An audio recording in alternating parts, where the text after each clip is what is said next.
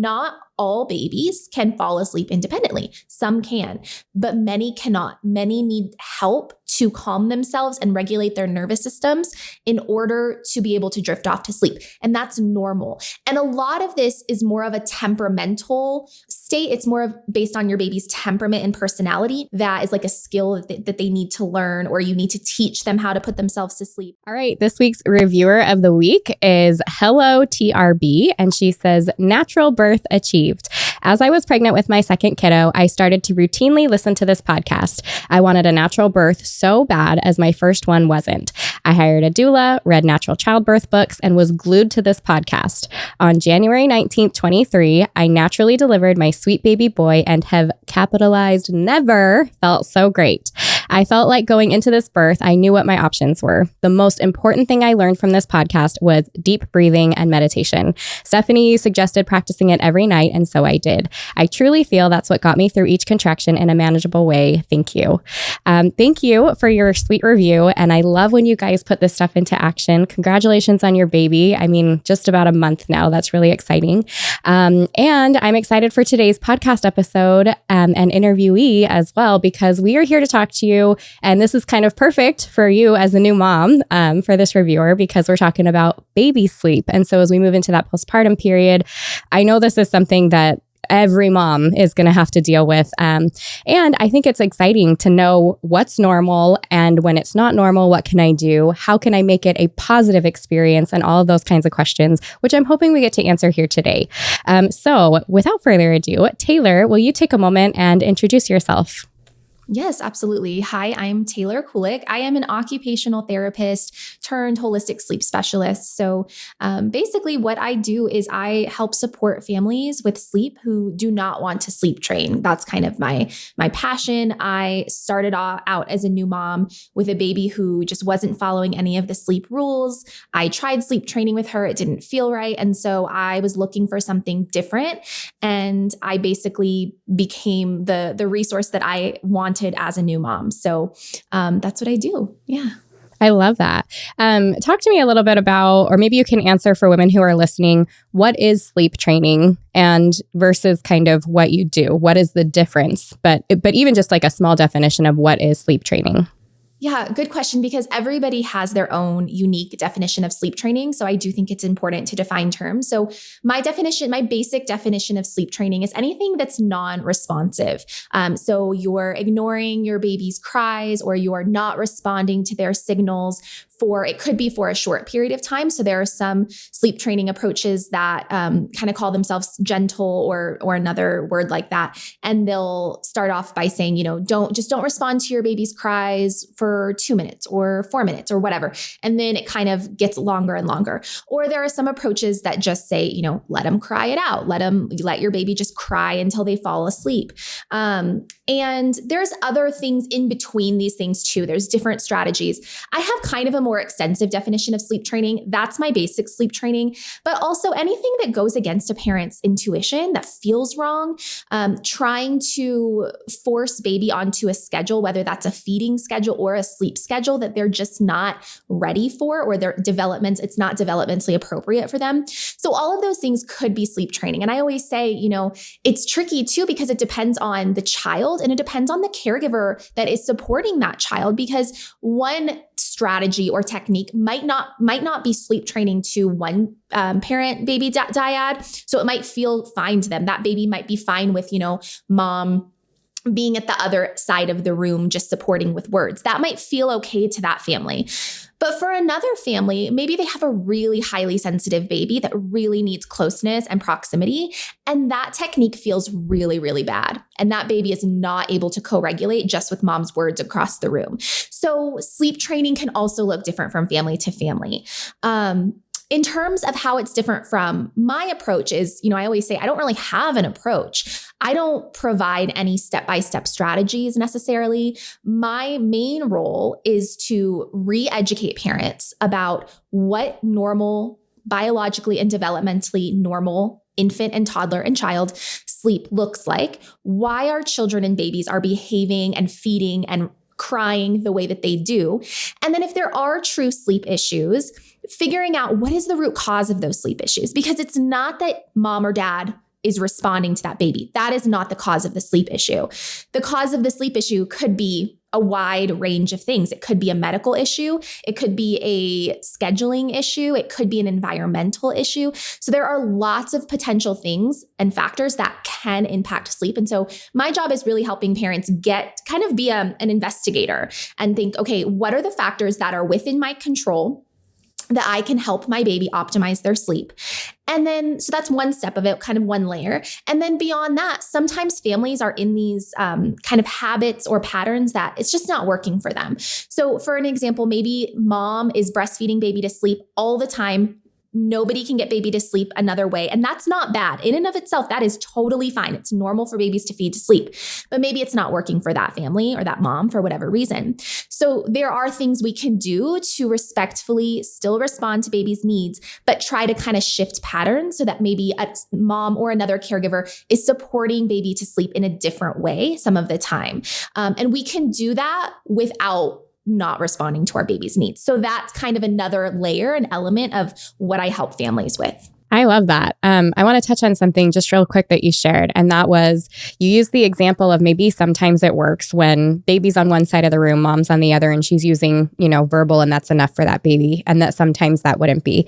And I think I want to just touch on that for a moment, because I will tell you as a new mom with a newborn that when they're so young, you can't tell if they have personality at all, or like who they're going to be, or like you just have this little baby. And to realize after having a second child and that second newborn being different than the first, that like each little baby comes here with their own personality, their own needs, their own desires. They are their own person. And just like you explained, from one baby to another, that could be the case. But I think that's important for especially first-time moms to hear, is that your child comes with specific needs and comforts and things that they're gonna need, and you'll need to figure that out between you and them from the beginning. And so things like crying and stuff and responding to those needs, I think, is such a basic. It kind of seems like common sense, but then we get so many ideas and information from our pediatricians, from our moms, from our well-meaning friend, from the neighbor, that you're like, I'm just trying to make this work. Am I doing what's best? So I really appreciate that you talked about just that there's a difference from baby to baby even. It makes me a little curious, if you don't mind me asking, where did you get the idea to start sleep training? Were you like, it was coming through on social media, or was it your mom? Like, where did that come for you?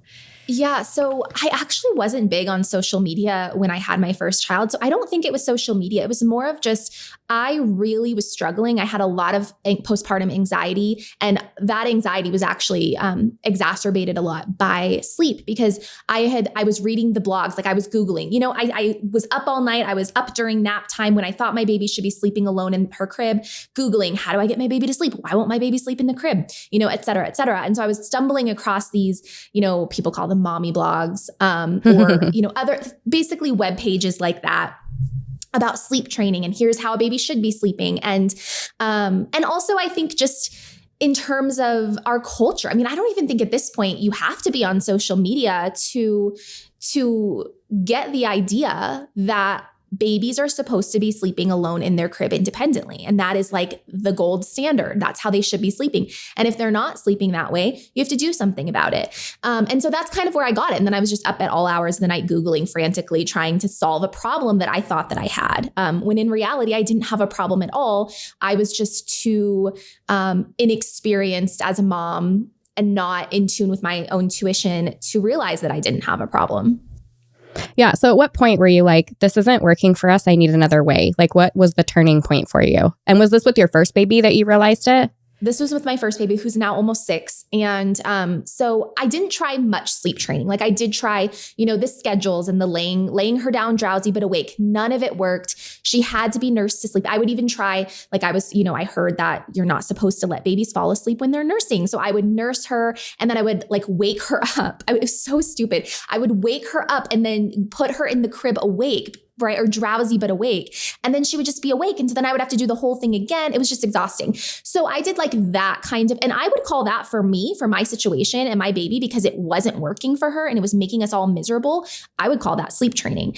And then I tried a couple of minutes of like a cry it out approach. And that was kind of the line for me, because I have really sensitive, high needs babies. Both of my babies are like this. And I let her cry. And, they say, oh, it usually doesn't last very long.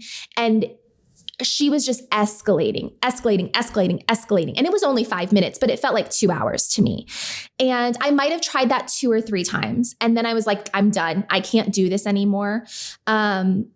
There was probably some stuff in between that and the end point, but the end point for me was learning about safe bed sharing. And so that was the only way that she was sleeping I would bring her into bed to feed. She would sleep so peacefully, and I would wake her up and put her back.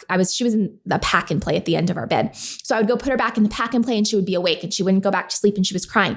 So she was around 6 months old when I made this transition, but my husband just said, because he wasn't getting sleep either. He was sleeping with us in the same bed or in the same room. And he said, just let her stay in bed with us because she's sleeping in bed with us. And I'm a healthcare professional. I've learned that it is not okay to bed share. So I was like, no, absolutely not. That is not safe. But I ultimately did it because I wanted my husband to get sleep. I wanted to get sleep. And it was the only way for us. She just reached a point where she would not sleep unless she was next to me. And I felt a lot of shame about it. But I started doing it. And then as we're doing this, I'm researching safe bed sharing. I'm like, is it even possible to safely bed share? And lo and behold, I find the work of Professor James McKenna. And I'm like, what? Nobody has ever told me that this is an option, that parents are actually out there bed sharing, and there's a safe way or safer way to do it. Excuse me.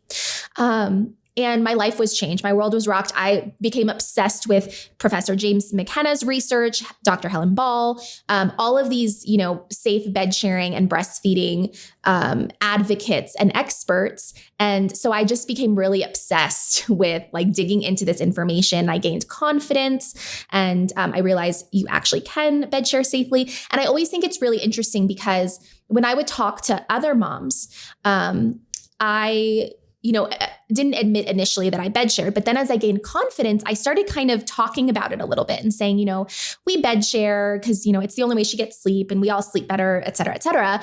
And all of a sudden, all of these moms came out of the woodworks and started saying, oh yeah, we bed share too. Or, oh yeah, we at least, bed share the last 3 hours of the night or so. I'm like, that's really interesting. It's like when you open up about it, all of a sudden you're giving these other parents permission to also admit it. Whereas before we're all hiding in secret and shame, feeling like we're the absolute worst parents in the world. So that was kind of the game changer for me. And then that's when I started shifting my career to supporting families with sleep. That's really neat. Yeah. So the occupational therapy, you had done that prior to having your baby and also after having your baby, but it was during this process that you were like, this is where my focus needs to be, kind of that passion through the people you mentioned. So it was actually kind of a little bit of a longer journey than that, because I actually started wanting to specialize in postpartum occupational therapy, which there are some OTs doing this, but it's not it's not a mainstream OT profession or domain. And so I started specializing just in general postpartum care. I got some pelvic floor therapy education. I got mental health education. So just all of the areas and pockets that women are struggling with postpartum, that's what I wanted to help support women with. But then I just found that sleep was my specialty. That's what most parents wanted support with. That's what I was passionate about, helping families with sleep and just to understand their child on a deeper level. So I kind of just transitioned to doing all sleep. That's really neat. I love it because it takes somebody who is passionate about it to be able to spread the good news like you're talking about right now. And I'm with you 100%. If I didn't have my mother-in-law who was like, oh my gosh, it's so much easier to have your baby in your bed. What are you talking about? You do feel because the pediatricians and everybody tell you don't do this. Every class we took coming up to pregnancy, it was like, do not bed share. You can harm them. They can SIDS and all this stuff. And so you're like, oh my gosh. But then when it's easier and it's working and it feels right, you're secretly okay, until somebody says, oh yeah, we do that too. And then all of a sudden that kind of release and yes, this is actually normal. And there are a lot of women doing it and it's a good thing. So I appreciate that a ton. And I know that the women listening, I mean, I hope that they're going to hear this and be like, sigh of relief, right? Like there's a safe way to do this. And that's really cool. Can we talk for a moment about infant sleep? Because you talked about societal norms versus biological norms, or you kind of mentioned that before. Will you go into that a little further? Yeah. So society, and I mean, obviously this is very general speaking. I know it's not like this necessarily everywhere in the world, but I'm in the States. I know like this is really Western culture. And I think it's spreading to other parts of the world from what I can tell. But societal standards of infant sleep are basically that babies will just continue to improve in their sleep, very quickly after they're born. So within a couple of months, babies should be sleeping through the night, and they should be sleeping independently in a crib without any support. They should be putting themselves to sleep. They shouldn't need night feeds after a certain age. What age that is will depend on who you're talking to. Some people will say at 6 months, they don't need night feeds. Some people will say at 4 months. Some people will say once they've doubled their birth weight. All of these just ridiculous, arbitrary rules and guidelines that really are not rooted in any kind of evidence at all. But the point being that after a certain point, infants shouldn't need night feeds anymore, and they should just be sleeping through the night. So we really have this focus as a society on independent and early consolidation of sleep, as opposed to what infant sleep actually looks like. And all babies are different. So you might have a baby who does sleep really well. I mean, there are babies out there. I'm very jealous of you if you are someone who has babies who are just good sleepers, because I haven't experienced that myself. But there are babies out there who do sleep longer stretches earlier on and who wean night feeds earlier. But that is not the case for most babies. And that should not be the case for all babies, because all babies are different and they have different needs. And then we could get into like even things like breast storage capacity, which is so important, which we won't get into. But like that does make a difference, because some women literally cannot go 4, 5, 6 hours at night without feeding their baby and keep their milk supply up. Some babies and women can, some can't. So that's important to know. But in terms of what does sleep actually look like? I mean, it varies, but sleep is often very disrupted and fragmented, especially in the first year of life, really. I think it's really interesting because I think, especially as new parents, when we go into parenthood, and just from what we've seen on TV and in the movies and from our, maybe our family and friends and things like that, we have this expectation that sleep might be really hard initially, like in the early months, but then after like 3, 4, 5, 6 months, they should be sleeping independently. The reality is that there's been research done, survey-based research, to show that most parents are reporting increased disruptions in sleep from 4 to 12 months. So most babies, I wouldn't say most babies, many babies are sleeping pretty well in those first few months, in the 4th trimester. And because they have something called a stimulus barrier, which basically means their bodies are able to not attend to excess stimuli that they don't need. And so that's why you might have a 1-month-old or a 2-month-old who can sleep when your toddler's screaming in the same room and it won't wake them up. But once they hit 3 or 4 months old, that stimulus barrier starts to wear off and they're becoming more alert, more aware of their surroundings, and they're more likely to wake up to those things, or more likely to have difficulty getting to sleep, etc. And because of all of we have cognitive changes going on, we have tons of motor milestones happening. We have lots of changes in development happening, especially within those 4 to 6 months, that oftentimes that period is really hard for parents and they're not expecting it, which makes it even harder. Night feeds are very normal. Needing nighttime nutrition is super normal up until the first year, even beyond for some toddlers. And so that is, and needing support to get to sleep. Not all babies can fall asleep independently. Some can, but many cannot. Many need help to calm themselves and regulate their nervous systems in order to be able to drift off to sleep. And that's normal. And a lot of this is more of a temperamental state. It's more of based on your baby's temperament and personality, not something that is like a skill that they need to learn, or you need to teach them how to put themselves to sleep. It's often that babies can either put themselves to sleep or they need more support for a longer time. And it's not something that you can train them out of. It's just something that when we're offering the co-regulation and the support, that is what is going to help them learn to self-regulate and put themselves to sleep. But it takes time, right? It's not an overnight thing. Yeah. So if you were to kind of like sum up everything you just went through and you wanted to say something to like new moms that are getting ready to have their kids, like what is some positive word of advice that you could give them to like say this out loud 10 times a day to remind yourself like this is the norm? Yeah. Well, first of all, I would say how your baby's sleeping is not a reflection of who you are as a parent, or even who your baby is as a baby, right? And so I think that most parents, most moms especially, just find so much reassurance and encouragement in just knowing that their baby isn't abnormal, because that's what they think. Moms think, oh, my baby needs to sleep on me. So there must be something wrong with them. There is most likely nothing wrong with your baby. The majority of parents you probably have babies that are sleeping very, very normally. It's normal for them to need closeness and contact, and you're not doing anything wrong. The best thing that you can do for your baby's development and for your baby to eventually learn in time to sleep on their own, they'll probably be a child at that point. But the best thing that you can do is just be responsive to their needs. And some babies are going to have more needs than others. Yeah. Well, and I think as a mother like that, it's good for us too, to like respond and to feel that we're giving them what they need. Like it makes us feel like good mothers. Yes, exactly. Yeah. Okay. You talked about bed sharing a little bit. Do you have a moment to talk about bed sharing safety, kind of how you do that safely, what that would look like for moms who, after listening to this, are like, yes, I would like to do that?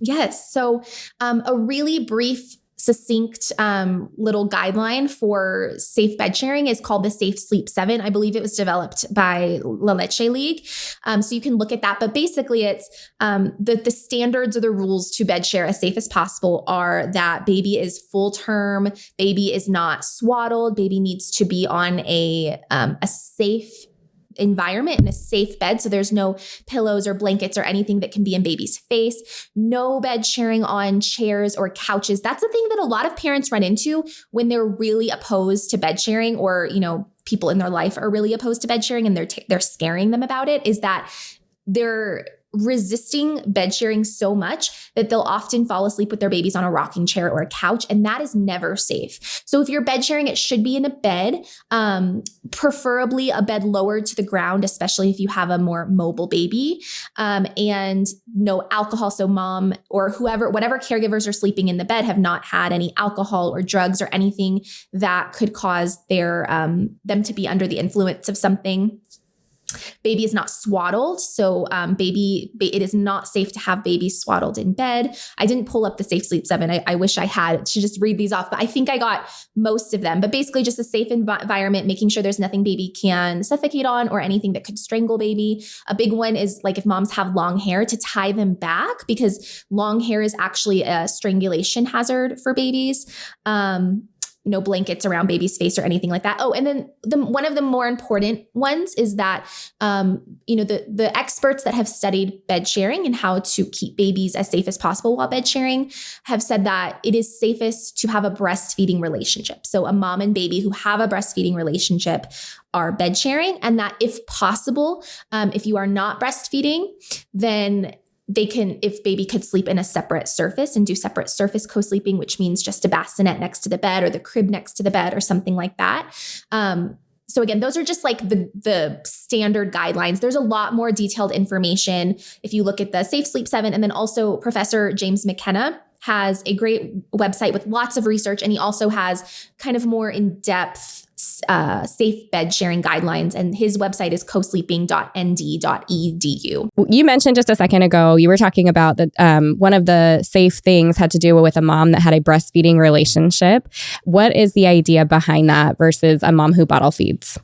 Yeah, that's a great question. So, and this isn't meant to, a lot of maybe formula feeding or bottle feeding moms hear this and they get hurt by it. And I get that. This isn't to attack or shame that feeding relationship. It's just what research has shown. So these researchers that have studied moms and babies sleeping together have found that breastfeeding babies and moms are usually more sensitive to each other's physiology and their movements and their breathing patterns. And it's actually really interesting. The other thing they've found is that most of the time breastfed babies, when they're bed sharing, they're more likely to stay kind of lower away from the pillows because their head is staying right next to mom's breast. Whereas bottle feeding and formula feeding babies tend to move around more and they tend to go up higher where there is more risk of suffocation because there might be pillows or something of that nature. And so those are two of the reasons. But yeah, it just tends, it's that the research has shown that there is actually a difference in how babies move around and how moms and babies communicate and are responsive to each other depending on their feeding method. That's so interesting. And I love, like, it makes sense to me, but I love that. I love that it exists in such a way that like you're able to explain and can make sense to moms. That's awesome. We talk for a moment about, are there any red flags? If you're like, okay, my baby, like you've explained all these things and we're bed sharing or whatever, and like things just aren't going well, or you mentioned it could be an environmental thing or a medical thing or whatever. What are some red flags parents can look for if they're concerned? Yes. So as a mom who has had babies with red flags, this is something that is I'm very passionate about because I feel like a lot of the time, when you are in the sleep world, you have like one end of the extreme is, people that are big advocates for sleep training. And then at the opposite end, you have people that are very into co-sleeping and no sleep training and all of this, which is great. But then a lot of times this side also is like, just bed share. Like if you're having trouble with your baby sleeping, just bed share, just respond to them, just breastfeed on demand. And while all of those things are good, it doesn't address that some babies actually have red flags. They are actually not sleeping normally. And it doesn't matter how often or how well mom is responding to their needs or breastfeeding on demand or bed sharing, they are still not sleeping. So my second son is a really good example of just a massive red flag, or my second child, my first son. He would not, so he had tongue ties. So oral ties is something that often causes red flags and can disrupt sleep.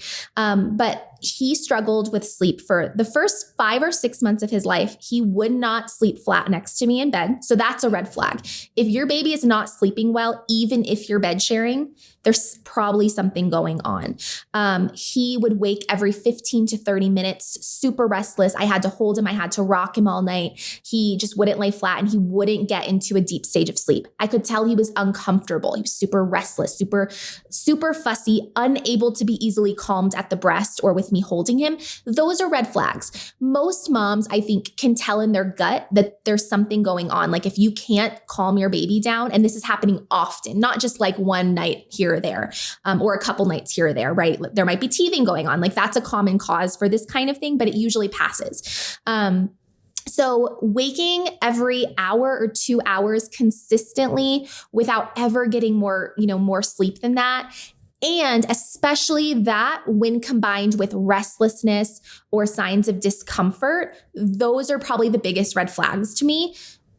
Lots of things could be causing those things. So that's kind of like the main starting point is, okay, I hear that this is your experience with your baby. Let's dig a little deeper to find out what is going on. Also gassiness, other signs of GI discomfort. If there are any feeding issues or latch issues, that could also be a red flag. Those are the main ones. Yeah, it's interesting that you bring that up because as you're talking, I like breastfeeding moms. I feel like anytime their baby is fussy and stuff, I don't know if it's like we've heard it or we intuitively think it. It's like, okay, time to break everything down. No dairy, no, we're going to take everything out of our diet and be on chicken and like boiled chicken and plain rice, and that seems to be a lot of moms' first fixes. So most of the time I'm like, it's, if you are breastfeeding, it's time to reach out to an IBCLC. I recommend them a lot because it's like, you can at least weigh that area and decide that that's it or that's not it and check that box. If babies have some of those red flags though, and you as like a sleep professional for infant sleep, and what do you do to help assess moms to get to the right place or to help that relationship improve? Yeah. So our job when we are working one-to-one with moms who are having these like red flags that are often more health or medical related is to guide them in the right direction because we can't address those issues for them. They often have to work with a specialist, but we can, because there are multiple avenues of common causes of red flags that we see, we can often by asking clarifying questions and gathering more information about the situation, we can often direct mom or dad to an appropriate provider that could help them. So whether it's often an IBCLC, it could be an airway trained dentist or another type of therapist who is more airway focused and specializes in ties. So physical therapist, myofunctional therapist, occupational therapist, et cetera. It might be a food sensitivity specialist. Okay. So if women are experiencing maybe some of these red flags, do you recommend reaching out to a infant sleep occupational therapist or maybe even yourself? I don't know if you do like online appointments and stuff so that you can get them to where they need to go. Yeah, so I don't do one-on-one consults, but I do have a teammate. Her name is Jen. She's amazing. She has the same sleep philosophy and training as I do, and she does do consults. So I always recommend if you're struggling and you don't know where to start, just set up a 30-minute call with her, because if it is a red flag, she can usually get figure out what might be the problem and then help you find a provider who can do more like a thorough assessment and a little bit more intervention for you. Yeah.